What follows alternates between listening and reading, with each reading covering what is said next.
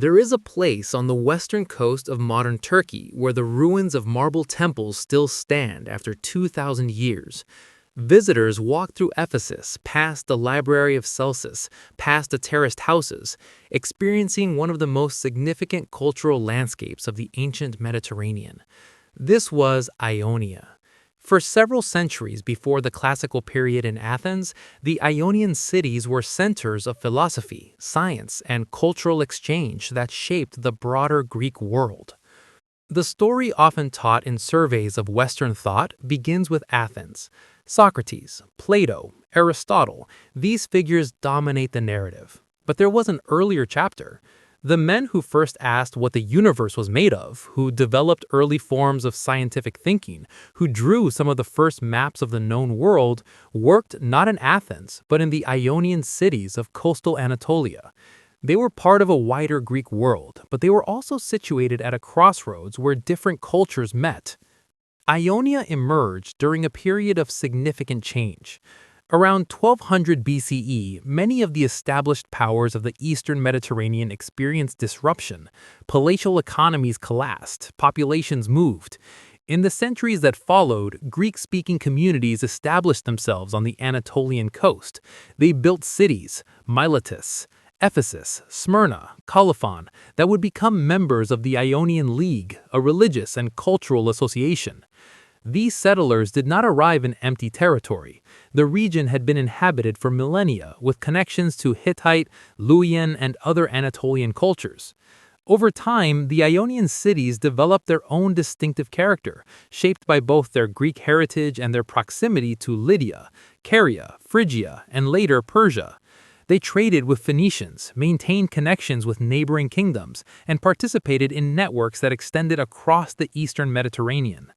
By the 7th century BCE, the Ionian cities had become prosperous. Miletus was said to have founded numerous colonies around the Black Sea. Ionian pottery and textiles were traded widely. The Temple of Artemis at Ephesus, one of the largest religious structures of its time, attracted visitors and offerings from across the region. This prosperity created conditions in which new forms of inquiry could emerge. In Miletus, around 585 BCE, a figure named Thales began to ask questions about the natural world that differed from traditional mythological explanations. He is remembered for proposing that water might be a fundamental element from which all things derive. Whether he was influenced by earlier Mesopotamian or Egyptian traditions is a matter of scholarly discussion. What is notable is that his approach sought natural rather than supernatural explanations. Later writers credited him with predicting a solar eclipse, though the accuracy of this account is debated. Thales' associate, Anaximander, developed these ideas further. He is said to have produced one of the first known maps of the inhabited world, placing the Earth at the center of a cosmic system. He speculated about the origins of living things in ways that some have compared to later evolutionary thinking. Another Milesian, Anaximenes, suggested that air was the primary substance underlying all things. In Ephesus, Heraclitus reflected on change and flux, observing that everything was in constant motion. In Clazomenae, Anaxagoras proposed that mind or intelligence played a role in ordering the cosmos. These thinkers worked within a tradition that valued observation and rational explanation, though their conclusions varied widely. What is significant is that within a few generations, a cluster of cities on the Anatolian coast had become a center of philosophical and scientific inquiry.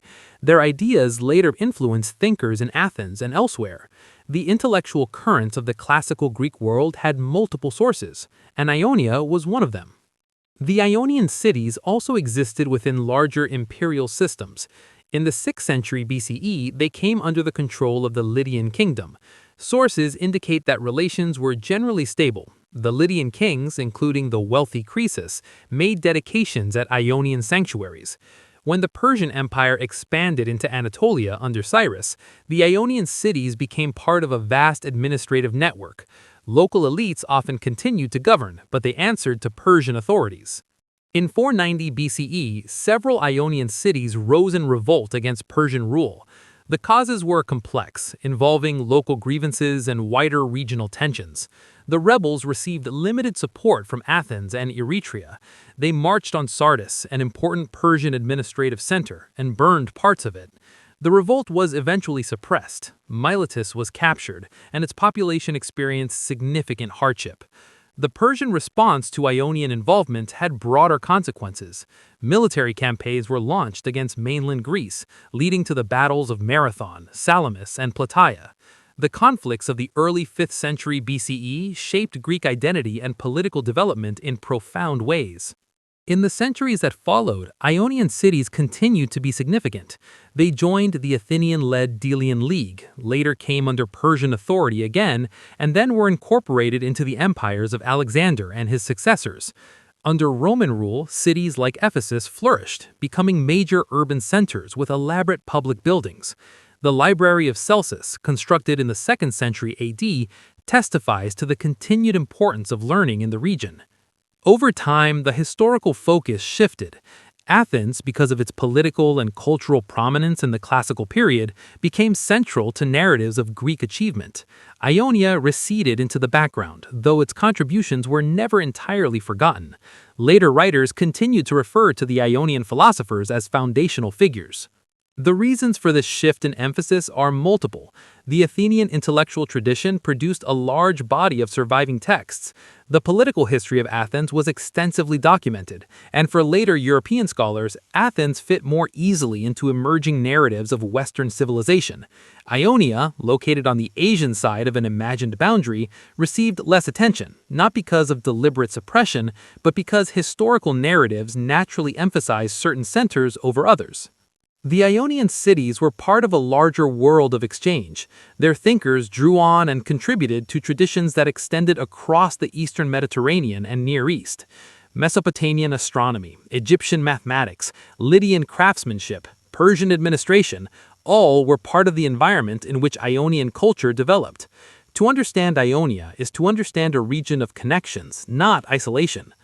The ruins at Ephesus, Miletus, and other sites remain accessible today. They offer glimpses of a civilization that was influential in its own time, and whose intellectual legacy persisted through later centuries. The questions first explored by Ionian thinkers about the nature of the physical world, about change and permanence, about the possibility of understanding the cosmos through reason, continued to be asked by subsequent generations. Before the classical period in Athens, before the institutions that later became famous, there were earlier developments in other places. Ionia was one such place. Its story is part of a larger story of movement, exchange, and the gradual emergence of traditions that would shape multiple cultures across time. If stories like this fascinate you, hit subscribe and join GenealogyX, where DNA meets history and the past comes alive.